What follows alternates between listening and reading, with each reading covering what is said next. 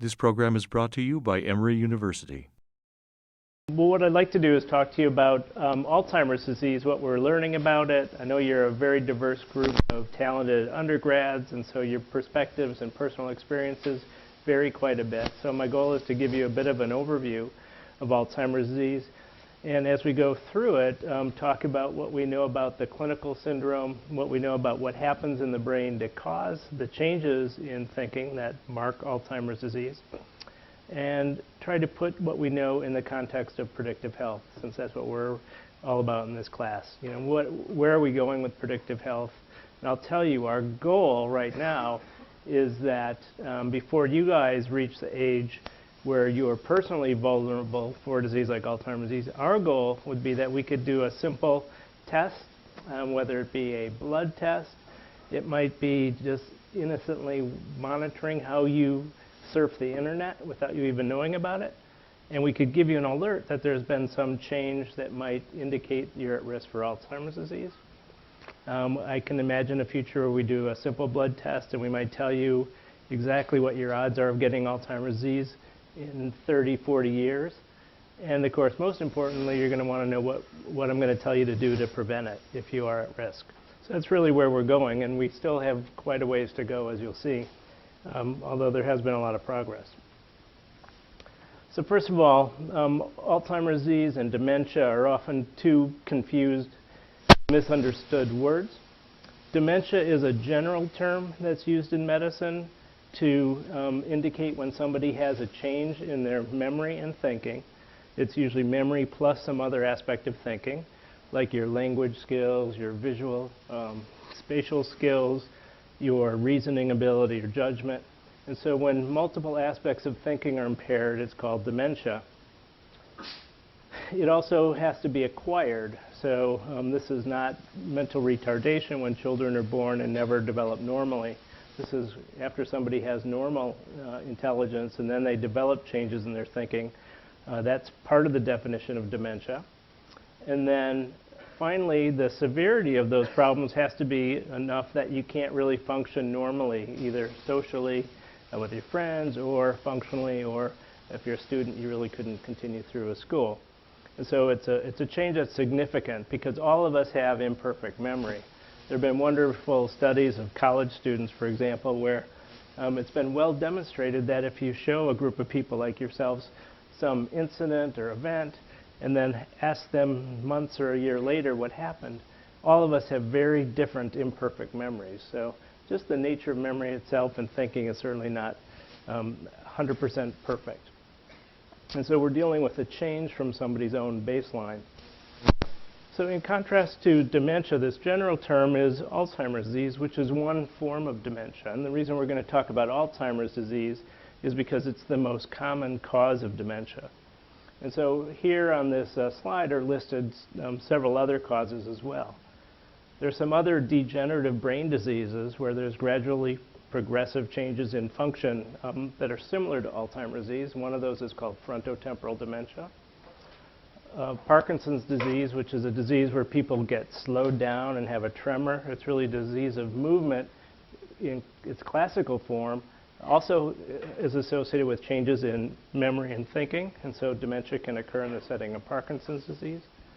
There's another condition that is a combination of Alzheimer's and Parkinson's that we call Lewy body dementia.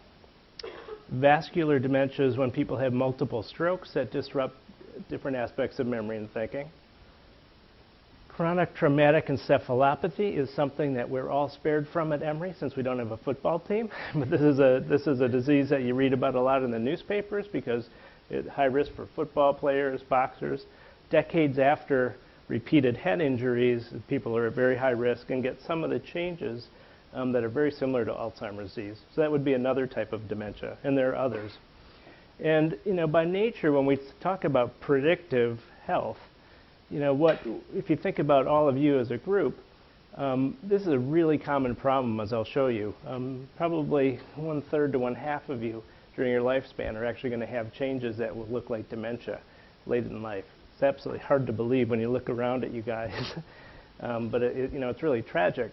But certainly not everybody's going to get Alzheimer's disease. There's going to be a spectrum of things. So if we take it from a predictive health or predictive perspective, it's a big challenge to try and determine today how you are, which one of the specific diseases you might face decades later, because each of these diseases has a very different pathobiology. The actual changes that occur in the brain are very different. We have to understand those precisely if we're really going to intervene and give you ways that you can prevent it in the future. So this group of brain diseases that causes dementia is an enormous problem that's growing, and it's going to affect all of us in different ways. If we're not personally affected, family members will be affected, friends, but society is affected, and it's going to continue to be affected in a growing way that it's going to influence us. This slide just projects some of the numbers worldwide. You can see in 2050, which will be here before you guys blink, there are going to be well over 100 million people in the world affected by dementia. So that's a lot of people. The costs of this disease are already extraordinary. In the United States, we have over 5 million people affected currently with Alzheimer's disease alone.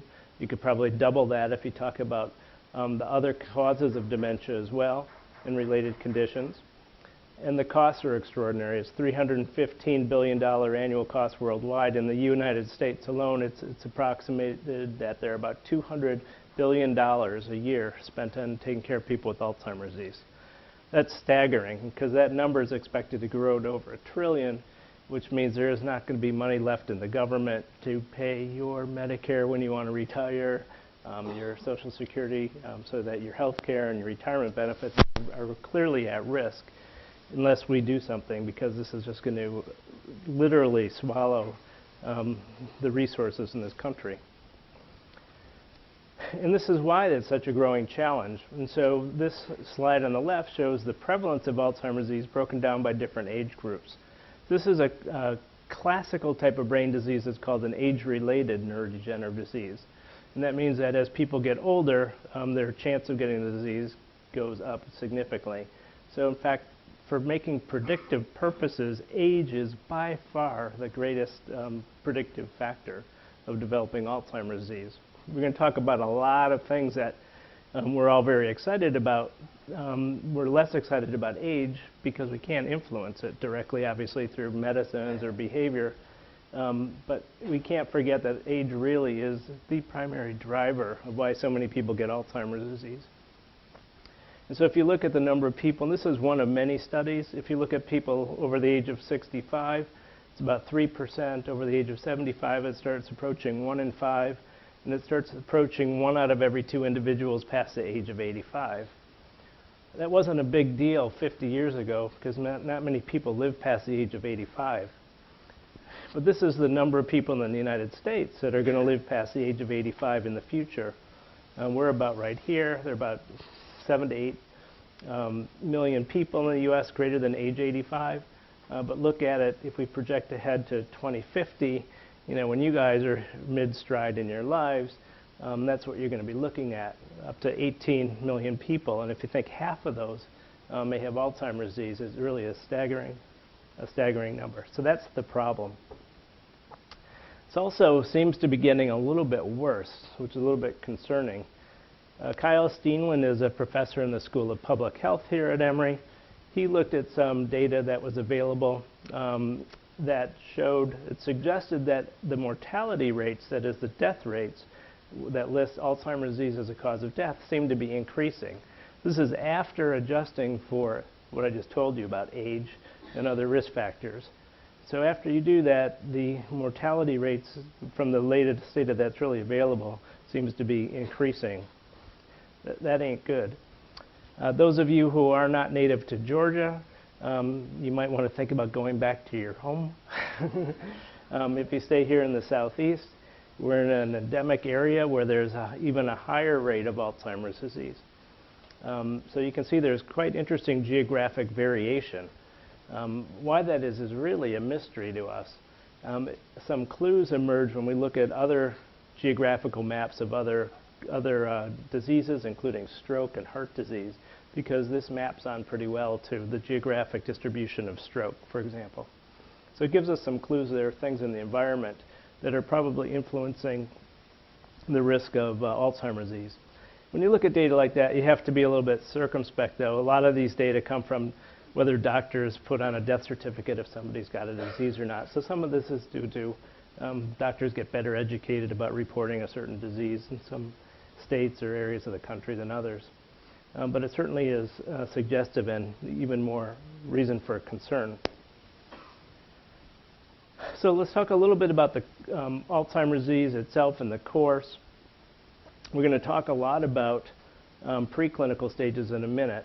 But what we typically do as doctors who take care of people in this area, we start recognizing symptoms when either a person or a family member says, geez, mom's starting to become forgetful. She gets lost when she's driving. She's starting to repeat things. You know, you call home and you talk to your mom or dad, and they ask, what are you taking in class? And they keep asking the same thing about 10 minutes later after you go on to another topic. You know, so that's a sign that there's a memory problem with encoding information and retaining it. And so if we wait till symptoms emerge, there's typically about a 10-year course, if it's due to Alzheimer's disease, where that memory problem is going to get gradually worse. So it gets, in the mild stages of Alzheimer's disease, we usually think about that as somebody having memory problems. As I told you, dementia usually involves memory plus some other aspects of thinking. So typically will also involve problems with language, for example, where somebody might not be able to think of words. They might have some spelling errors, grammatical errors when they're writing. They may get lost, again, suggesting they have some visuospatial abilities, and their reasoning may change, all in the mild stages of Alzheimer's disease. But it's called mild because people are typically able to function, whether it be at home or maybe with a little assistance in assisted living. But for the most part, people are doing well. And we consider people advancing down into this more serious, moderate stage of dementia when people really need more help. And so at this point, really, they're no longer able to drive. They probably need assistance. Somebody's taking over all their finances, making all their financial decisions for them, get help around the house. And then severe dementia, unfortunately, is a terrible stage when basically people have been robbed of all their human dignity in some fashion. They can look in a mirror and not recognize themselves. They're often bedbound, lost control of their bodily functions, and really unaware of their surroundings entirely. So that's a horrible aspect and why Alzheimer's disease is such a frightening thing. So if you ask elderly people, there are lots of polls that have been done, what's the number one thing that you're afraid of? And people will fear Alzheimer's disease more than death. So sort of cancer and Alzheimer's disease are two of the things that people really worry about. And that's the picture why, because of that end stage of dementia. But I like to think about, you know, what we're seeing more and more is an emphasis on earlier stages. People do really well in early stages of dementia, as we're going to talk about even earlier. There's now a condition that we call mild cognitive impairment, which is when people have memory loss, and we can objectively measure it if we give them tests like your final exam.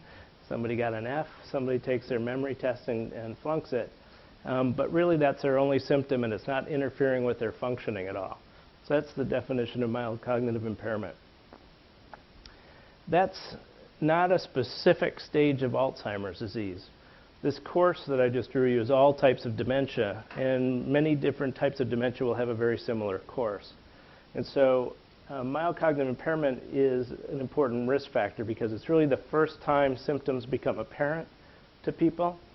And so from a predictive health point of view, mild cognitive impairment is one of the few things that we now have been able to demonstrate through research over the last 5 years is a very good predictor of Alzheimer's disease under certain conditions.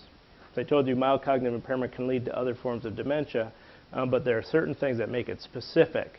So for example, if the mild cognitive impairment is only memory without any other form of thinking disorder, the chances of getting Alzheimer's disease are about 10 to 15% a year. So over a 3-year period, about 50% of people with mild cognitive impairment will advance into what we will clinically be pretty certain is Alzheimer's disease. And we're going to talk a lot more about the preclinical stages because that's where much of the excitement is. And so for us to really make a difference in your lifetimes, we all know as a research community we have two major goals in this disease. One is we need to be able to detect the disease earlier.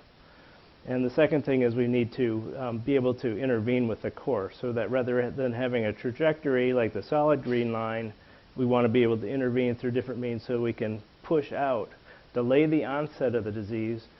And if we can do that, we know our impact could be huge, because this is a disease of elderly people. Imagine somebody who might get the disease when they're 85. Well, what happens if they're 50 and we do a blood test or spinal fluid test or some other test and we determine that we're pretty certain they're going to get Alzheimer's disease later?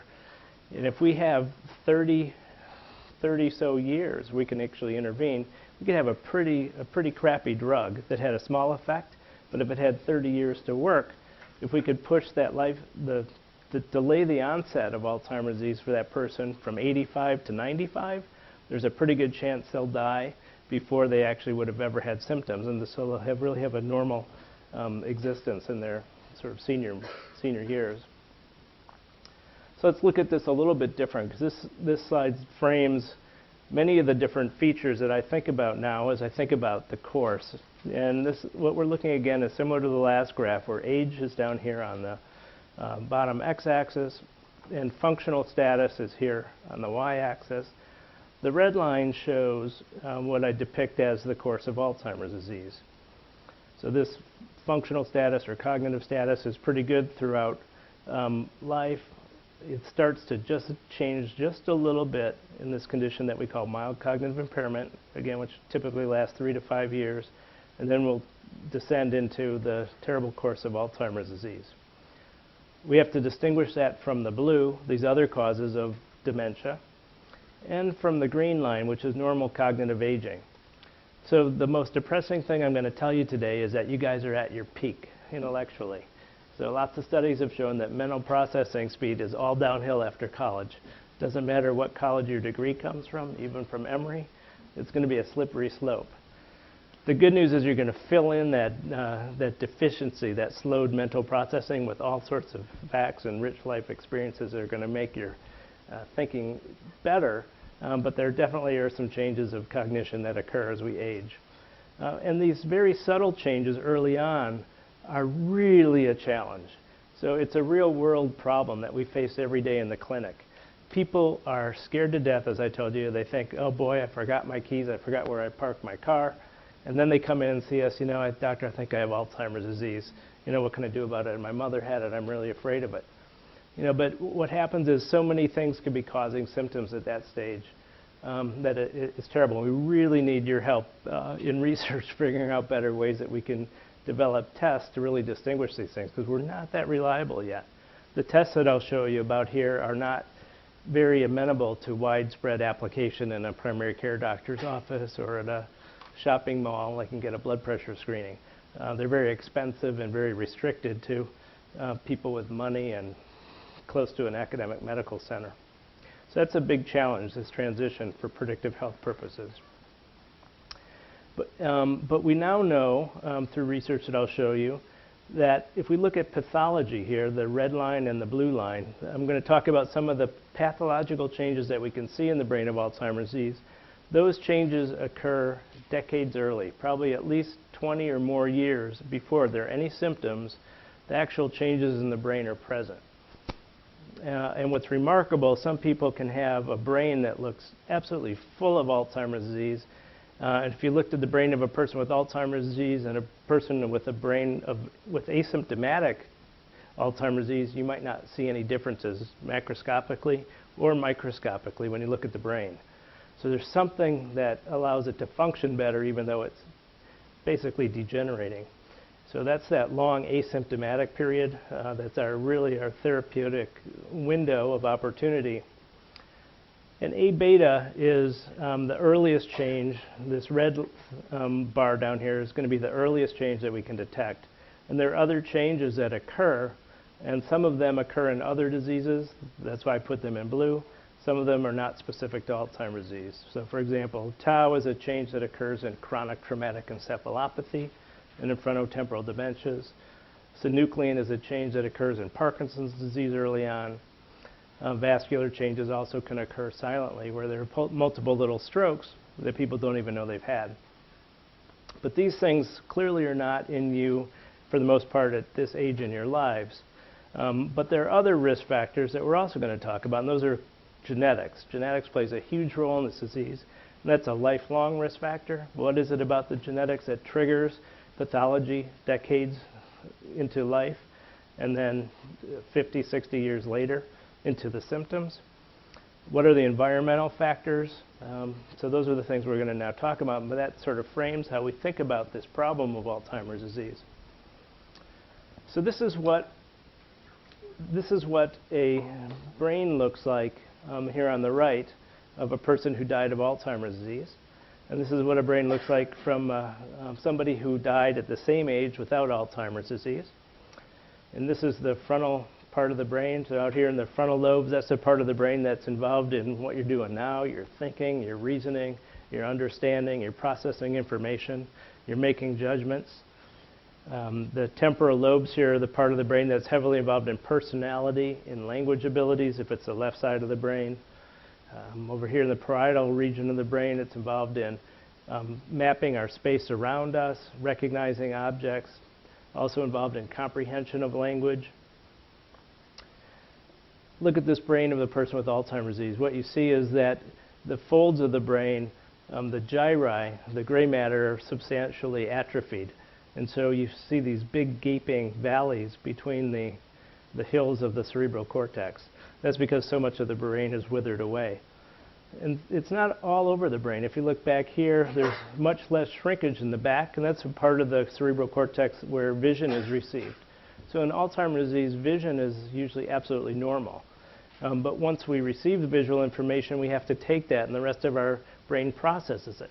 So for example, if I hold up my hand, your cerebral cortex, your visual area sees my hand, but for you to call it a hand, you have to take that information and move it into your language area, and your brain sequentially processes that. And it's that sequential processing, making associations, is that what really breaks down in Alzheimer's disease. So what is it that happens? That's macroscopically when you look at the brain. What happens when you actually look under a microscope? And this guy, Alzheimer, was a neurologist and psychiatrist in Munich.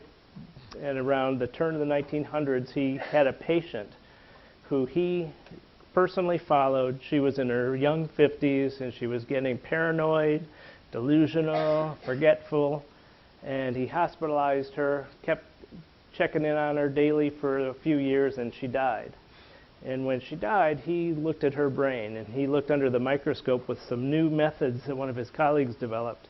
And what he found under the microscope were these things. So he described, well over 100 years ago now, the same pathologies that are really the focus of Alzheimer's disease around the world today. These are senile plaques, this thing down here in the middle. And what you're looking at is around the brain cell. This is an example of a brain cell here. And around it, outside the brain cell, is this abnormal deposit. And this brown stuff in the middle is accumulation of a proteinaceous substance called amyloid, or A-beta. So that's a key pathological hallmark of the disease, which we're going to talk a lot more about. And around it, you can see this clear areas where the nerve connections are degenerating. There's no nerve connections, but then there's swollen nerve endings and these black things around it. So the synaptic connections between neurons are disrupted in the disease. And within the brain cells themselves, he found this other pathology that he drew here. And these are the neurofibrillary tangles. So this is the second major pathology of Alzheimer's disease, the senile plaques and the neurofibrillary tangles. These things occur within the brain cells, and these things occur outside. The plaques are what are really specific for Alzheimer's disease, and the tangles occur in other conditions. So they are always present in Alzheimer's disease, but the tangles can occur by themselves, and if they do, it's another disease, like frontotemporal dementia or chronic traumatic encephalopathy. So we've known about those major pathological features for long time, but it's really only been the last 30-some years that we've really begun to tackle this as a scientific medical question. What's causing it? What are the underpinnings of those pathological changes? In fact, in the 1960s, believe it or not, I know before you guys were born, but I know Michelle was born, and maybe I was. All right. I lied. No, but clearly in the 1960s, people did not recognize Alzheimer's disease as a disease. Your grandparents or parents, grandparents, when they were dying and they had problems with memory loss, it was just thought to be normal aging. They might have been called senile. They might have been said to have hardening of the arteries, but nobody even recognized that Alzheimer's disease what was causing this major problem that was beginning to rear its ugly head back then. So I told you age is the biggest risk factor. It's not true that if we all live long enough, we'll get Alzheimer's disease. This is clearly a disease. Some people could live forever, and as far as we know, seem to not get Alzheimer's disease. So it's truly a disease that has been recognized for a short time. So what is it that we've learned that causes it? And clearly this is where we begin to really get insights into the biology of the disease and how we can think about this from a predictive health point of view. Alzheimer's disease is really the prototypical complex trait disease where it's an interaction of genetic and environmental influences. Almost all the brain diseases I like to think about in this context. And I think about environment broadly, including learning, what you get exposed to, your lifestyle, as well as more typical toxic things in the environment, the air we breathe and things like that. Alzheimer's disease, most research has shown that genetics plays the lion's share. So what we now know, this list changes every time I give a talk because it's so actively growing. What we know is that there are many risk factor genes. ApoE is by far the strongest one, so I put it up on the top. Among this list of 10 or 11 genes, they all fall in the same group because these are all common variants of genes. Okay, so these are all genes that we have. They're common polymorphisms. That means they occur in at least 5% or more of the population. So if we look at this class, 5 or 10 of you guys at least will have these variants that are going to be at risk in these genes. If you carry a variant in one of these genes, they're not in the coding regions of the genes. They just typically change the expression levels of these proteins that result from them. And they don't dictate whether you're going to get the disease. They have a very low impact. So typically any one of these genes, with the exception of ApoE, if you carry the disease, the gene variant that makes you more susceptible to Alzheimer's disease, it increases the risk only about 10%. Okay, so which is really small. So they're not very, and they're also not very specific. You can carry these variants and never get Alzheimer's disease. ApoE is different. Again, we're going to talk about that. The other gene class that's very different are what I call FAD genes, for familial Alzheimer's disease genes. And for those of you who have had genetics, these are now Mendelian genetics. The APP, presenilin 1, and presenilin 2, PS1, PS2, those three genes are all Mendelian. So as I'll say, they're going to be autosomal dominant. That means and there are mutations that change the actual coding sequence, the structure of the protein, more than the expression levels, although that also can change, can be relevant. These genes are not risk factor genes. These are bullets, basically. These are killers. They're cause and effect. If you have a mutation in any one of these genes, there's virtually a 100% chance you're going to get Alzheimer's disease. Has anybody done 23andMe in this room? One brave soul. Okay. Before anybody else does it, think twice. Some of the companies that do personalized genomes now are starting to give back a lot of information. We're very unsure whether that information that's coming out is actually accurate enough. There can be a lot of errors when you do genetic sequencing, and they're prone to errors. But I had a doctor in the community come to us a few years ago. That's what he did. He did 23andMe, got a personal genome. He's in his 50s. His mother is alive and well. And he came and said, Dr. Levey, I have a presenilin mutation. And this guy was a physician. He's also a PhD. He started doing all the internet searching he could as soon as he found it. And he said, oh my God, I've got this cause of Alzheimer's disease that's supposed to cause Alzheimer's disease when I'm in my 50s. And I'm in my 50s, you know, this is horrible. So in that case, it was probably an error in the sequencing. So beware, buyer beware. So genetics plays a huge role, but there clearly are things in the environment that also interact with the genome. They may change the likelihood, they may change the age of onset of the disease, so they can influence this whole disease process in different ways. Now, I've highlighted in here in red factors that have come out of multiple large epidemiological studies. Most of these have occurred in different populations around the world, and those in red confer increased risk of getting Alzheimer's disease, and those in green show some protective effects in various studies. So I won't go through all the details, just a couple that are notable. Hypertension, cholesterol, homocysteine, and diabetes all have a major thing in common. Anybody recognize what they're all risk factors for? Heart disease, cardiovascular disease. And so this is a big clue that there's vascular biology at play also in Alzheimer's disease. It does not, again, these are associations, these are not cause and effect. There have been some studies done trying to demonstrate cause and effect or show if you can lower risk that you can stop the progression of Alzheimer's disease. So far those have failed, but they have not really been done, I would say, in a good way yet. So we really, I would say the jury's out. There are some things that seem to be protective. Education is really interesting.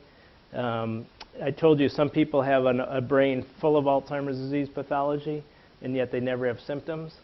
More and more we learn about that condition, we're learning that people that are really highly educated, they have a lot of reserve, and they're the ones that are most likely to be able to be resilient to the pathology. So keep staying in school, graduate, go to get your PhD, your MD, your MPH, whatever you want to do. Keep lifelong learning at hand because it really could play a big role in your futures. Exercise is remarkable. I just never would have thought 5 years ago that we would have learned as much about the positive effects of exercise on brain health as we're learning. And then I never talked to a college class without highly recommending alcohol at least daily. So, Alzheimer's disease. I told you genetics question. Yes?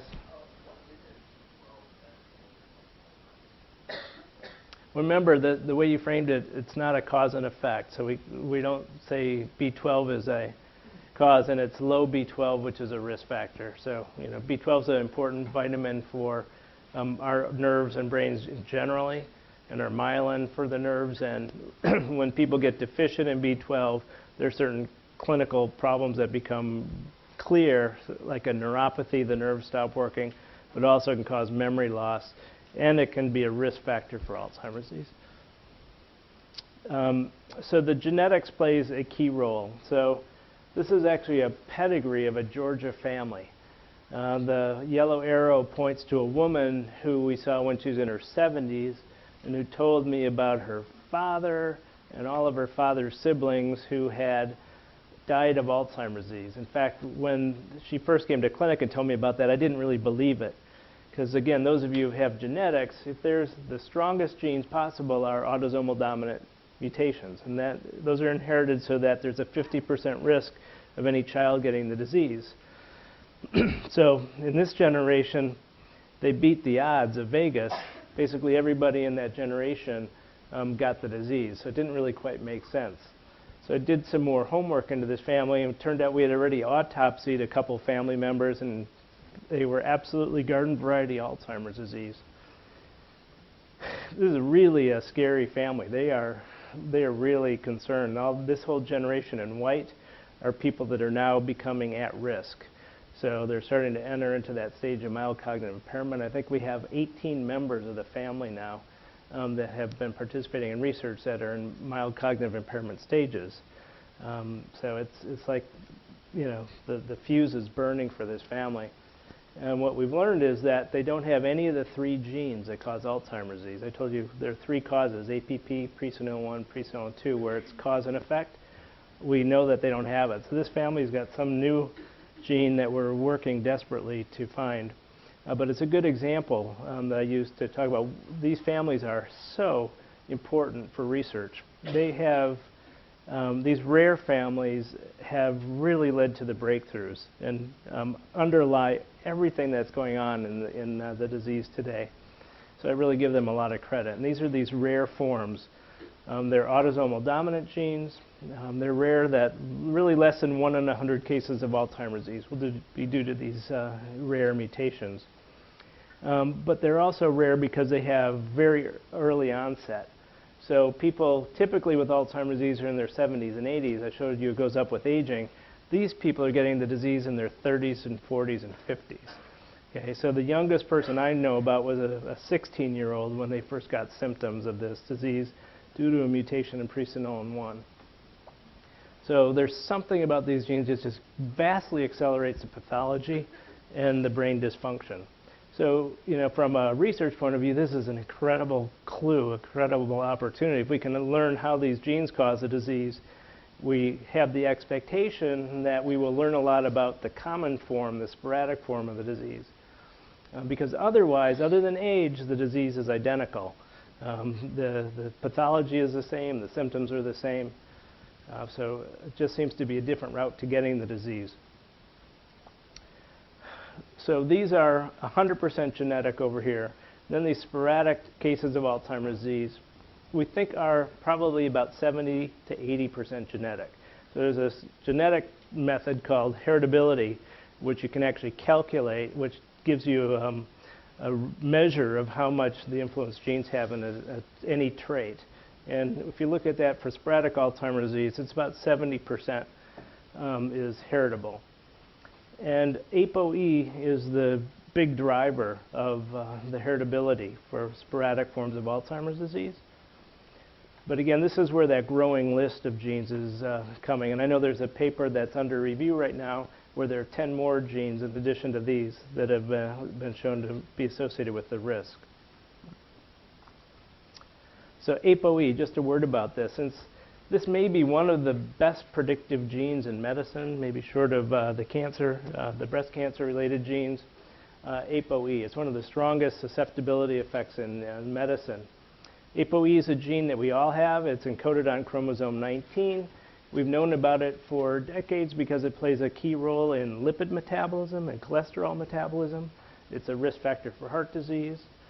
The variants, the 3 common polymorphisms are the epsilon 2, 3, and 4 alleles. They change the amino acid coding for ApoE by single residues. And what turns out is this ApoE4 variant is the variant that causes Alzheimer's disease risk. And I put in yellow there, it's not useful as a diagnostic marker in asymptomatic individuals. I still, despite a couple decades of knowing this, I still see people misusing this information all the time. And for a predictive health class, it's a classic example how not to use genetics for prediction. What we know about it is that people without any copies of the risk allele, without the E4, have a lifetime risk of 20% for getting Alzheimer's disease. Some studies suggest that up to 90% risk if people have 2 copies of E4.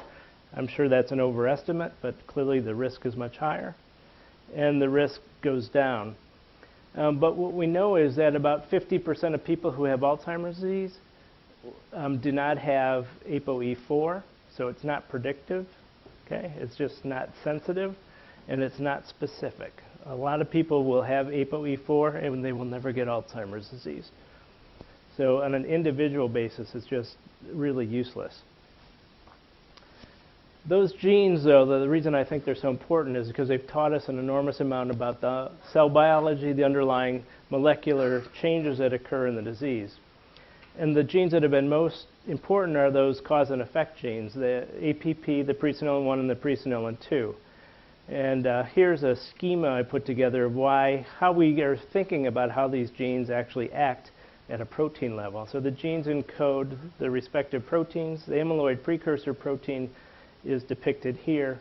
It's a big transmembrane protein. It sits mostly in intracellular membranes like endosomes and lysosomes, and this extracellular domain probably plays a key role in the normal function. So this is a critical protein for all of our brain cells. It's critical in synaptic plasticity, how we learn and remember. And some of the functions of its normal functions seem to be mediated by this part. We're not aware of any functions from this red segment of the protein, but that's the culprit that causes Alzheimer's disease as far as we can tell. Most evidence suggests that. And it looks like what happens is this red portion, this 42 amino acid derivative of this protein, is basically a byproduct of protein metabolism. As this protein gets used and actively turned over every 20 minutes in our brain, what happens is the enzymes, there's a highly regulated enzyme complex called the gamma secretase complex, which degrades this in a very stereotypical manner. It can actually make different lengths of this red segment, 40 or 42 amino acids, but the 42 amino acids are right within the membrane region. And for those who remember their chemistry, this is hydrophobic. And this hydrophobic peptide then gets longer, more hydrophobic, and it comes out of solution. So this is a very insoluble little peptide. And because it's insoluble, our bodies have become very adept at removing it, and so it doesn't build up and accumulate and deposit. And so all of us have built in our spinal fluid, and our inflammatory cells in the brain play a key role in degrading it and clear it. But for those who are going to get Alzheimer's disease, that clearance mechanism seems to slow down. And partly it slows down with aging. And what happens is these hydrophobic little peptides begin to clump together. And they form a little sort of gel in solution. And these are still soluble. They're actually still floating around in the spinal fluid and the tissue and the blood. But these things, when they aggregate, become really toxic. So most of the research now suggests that it's these clumps or these oligomeric forms of amyloid that are sort of the executioner, the actual killer of brain cells and synapses. And then they become more insoluble as they continue to aggregate, and that's what forms in the middle of these plaques.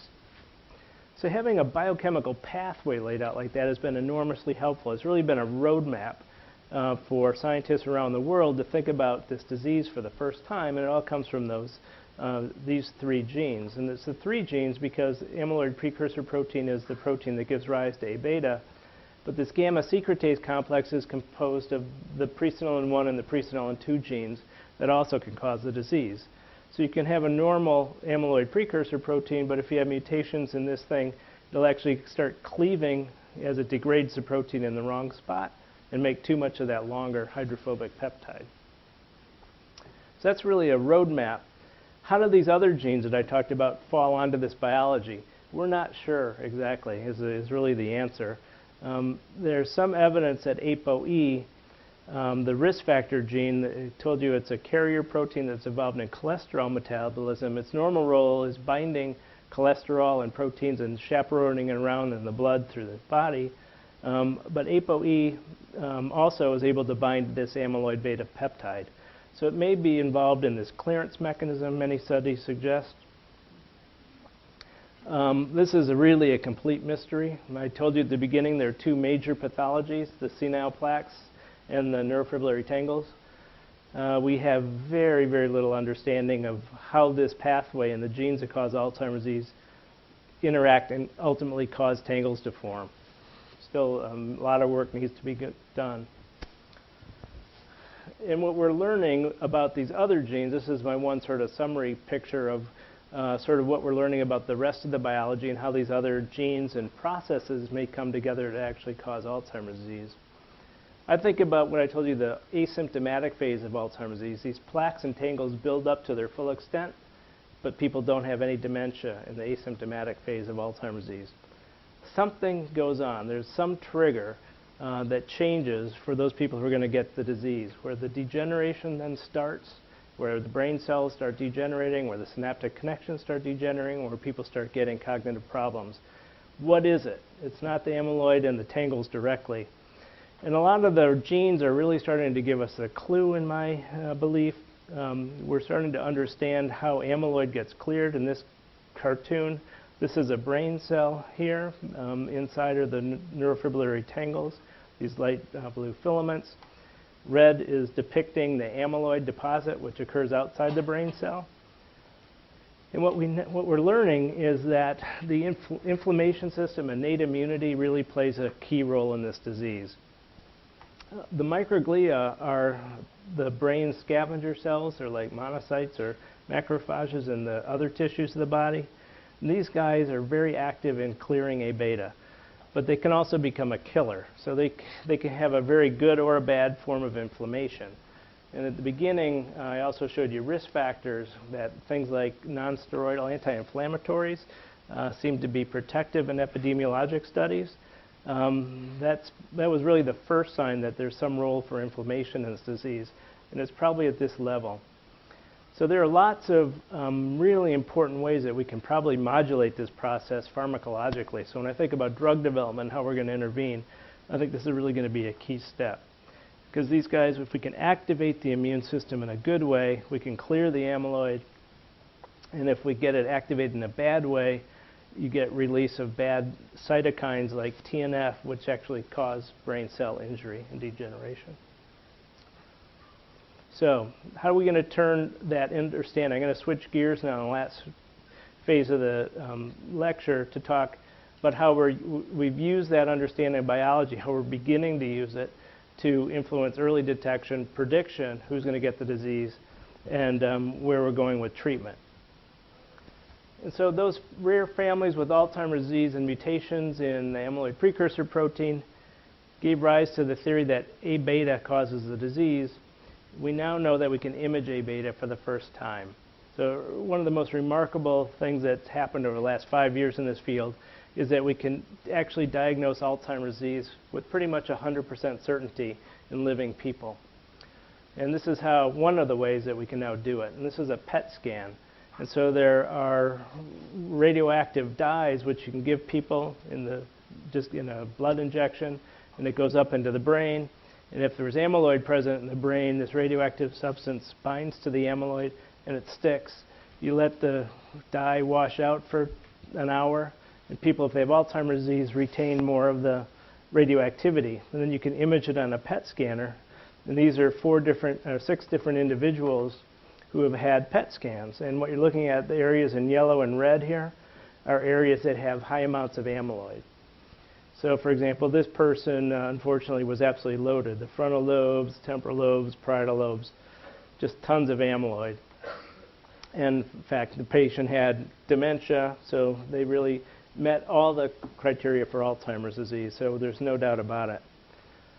This person had a clinical diagnosis of Alzheimer's disease, and you can see he had very little amyloid, just sort of very small amounts. And what we're learning is that this test now can help us diagnostically, because it basically tells us the diagnosis was wrong.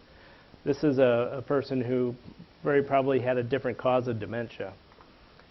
And then we're also learning that some people, these are the asymptomatic individuals. This person has got a lot of amyloid, but they basically have absolutely normal cognition. So that's the asymptomatic phase of Alzheimer's disease. The big question that we all have right now as a field is 30% of individuals over the age of 70 have a positive PET scan. These are people that are absolutely normal, 30% or so. So the biggest question for predictive health is, if you have a positive PET scan and you're 70 years old, what is your chance of getting Alzheimer's disease? We don't know that answer yet. Some of us suspect it's probably going to be very, very high, like 80, 90%. Some people might even think it's 100%, but we don't know. We know if one has mild cognitive impairment, that is, they're already having symptoms, and the symptoms, we don't know if they're going to lead to Alzheimer's or Parkinson's or some other cause. If they have a positive PET scan and they have mild cognitive impairment, that we know is 100% predictive already.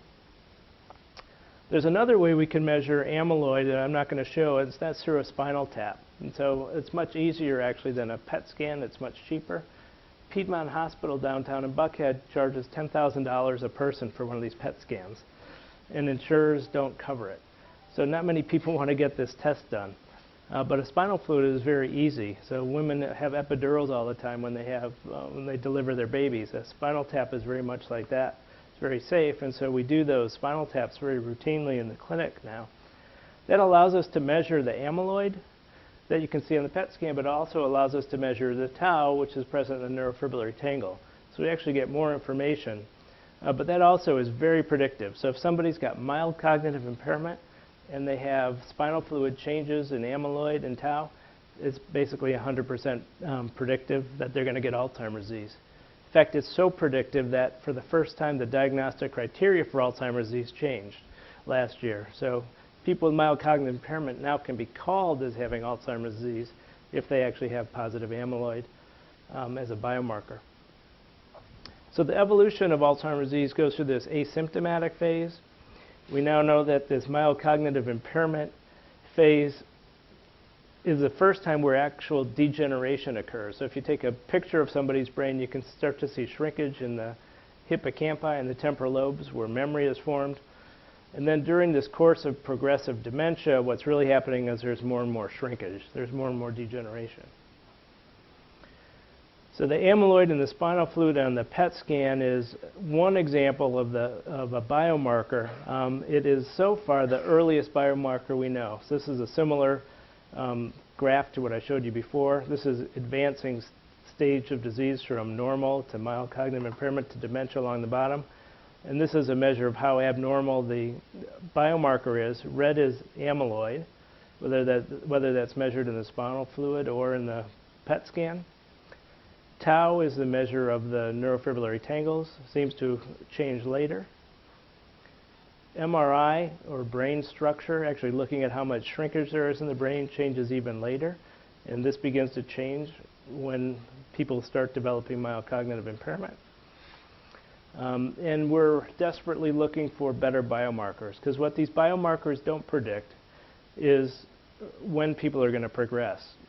And so amyloid accumulates in these asymptomatic people. I can't tell them if it's going to be 10 or 20 years before they might get Alzheimer's disease. This is a very late biomarker, the tau as well. And we're very excited to be thinking about finding novel biomarkers that are going to be much better targets for monitoring treatment and outcome. So what are we going to do about it as we make progress with detecting it? Our treatments for Alzheimer's disease are pretty crappy right now. We have symptomatic treatments. So we have two classes of drugs. One, a class called cholinesterase inhibitors, and another one is memantine, which is a NMDA blocker. These things block acetylcholinesterase and raise levels of a chemical called acetylcholine. And so they're symptomatic, meaning that they don't do anything to change that course that we just talked about. A person who's got Alzheimer's disease who starts these drugs is going to progress at the same rate as somebody who doesn't have the drugs. But it's going to help them functionally and symptomatically along the way.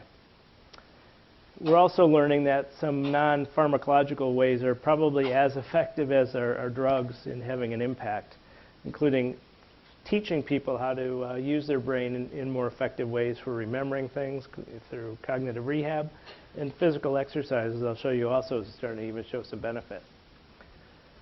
This is some work done by some of the faculty here at Emory, so I thought I'd show that, just to give you an example of what cognitive rehab can do. So one of the common symptoms that somebody has with mild cognitive impairment is they go to church once a week and they get there and they realize they can't remember the names of any of their friends. And so that's the problem where they have face-name association memory loss. So it's a very common thing, and what you can do is actually train people how to learn to remember names of faces much better.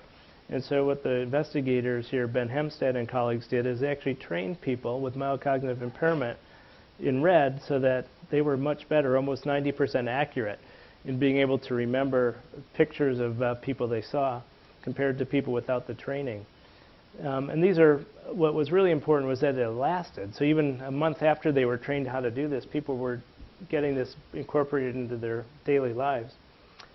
But what's more interesting to me is that the brain circuitry actually changed. So for very simple techniques, people were actually able to change their brain activity. So doing functional MRI studies in these people showed improved brain activity precisely in the areas of the brain that are early to degenerate in Alzheimer's disease. It's very interesting. The second thing that's been very promising is just physical activity. Talk about low tech. Doesn't cost $10,000 to get a scan. You can do it for free if you run outside. And what this group in Australia did is they took people with mild cognitive impairment and they gave them a 6-month program of activity. And what they were able to show is their cognitive abilities of the people who exercised actually improved, almost to the same degree that these drugs have an improvement on cognitive function. So there's going to be a lot more research in that area of exercise and behavior. So far, as a medical community, we've really failed at trying to develop the big home run drugs that are going to be drugs that slow the progression. There have been lots of things that have been tried. I won't go through the list. I'll give you an example of really the last thing. So A-beta vaccines. I talked about amyloid. We have lots of reasons to believe amyloid accumulates as a central feature of Alzheimer's disease. Leads to a very easy prediction. If amyloid's a cause of Alzheimer's disease, if we can remove it, are we going to have a treatment? Pretty simple. And so one of the things that was figured out that we can give passive vaccination. We can give antibodies to amyloid to people, and goal was to help remove it. This was done in animal models of Alzheimer's disease with 100% efficacy. So you could basically prevent Alzheimer's disease in an animal model by giving them a vaccine, by having their immune system kick in and get rid of the amyloid. So over the last year, we had the results of the first big trials of a passive vaccine for Alzheimer's disease. The vaccine goes by this name, bapineuzumab. And these were people who were at high risk genetically, so they're ApoE4 positive people. And what we're looking at here on the y-axis is their cognitive abilities or functional abilities. Here's their baseline at 0. And over the course of the 78 weeks of the study, placebo is the black line here. You can see the expected progression of Alzheimer's disease. People decline. That's what happens with Alzheimer's disease. And the people given the vaccine, you'd be pretty hard-pressed to make a claim that it had any improvement, unfortunately. So it didn't have any change the outcome. Did it have any effect on the actual amount of amyloid present in the brain? It seemed there may be a little bit more positive signal. So this is the example of individual PET scans. Here's the baseline level here on the y-axis. This is an example of 2 different people at baseline.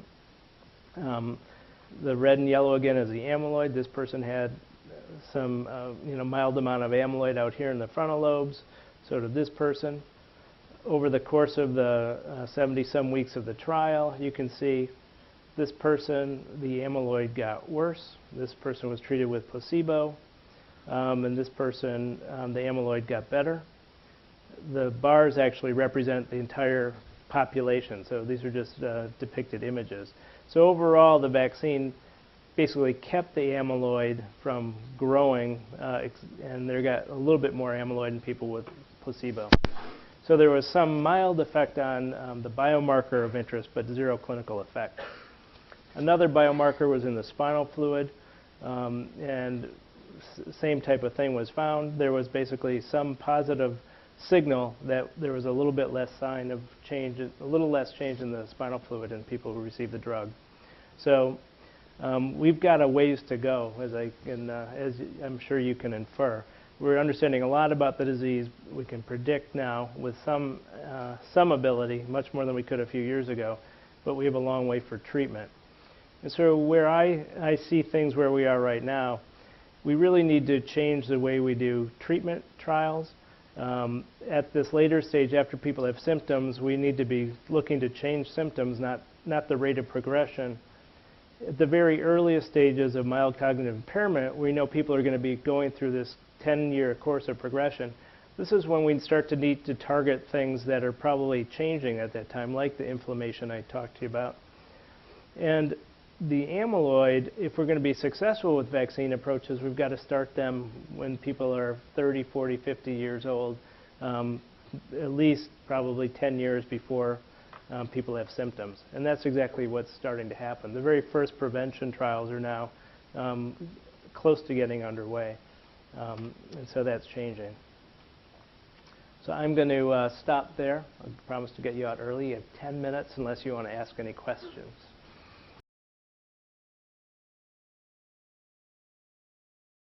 The preceding program is copyrighted by Emory University.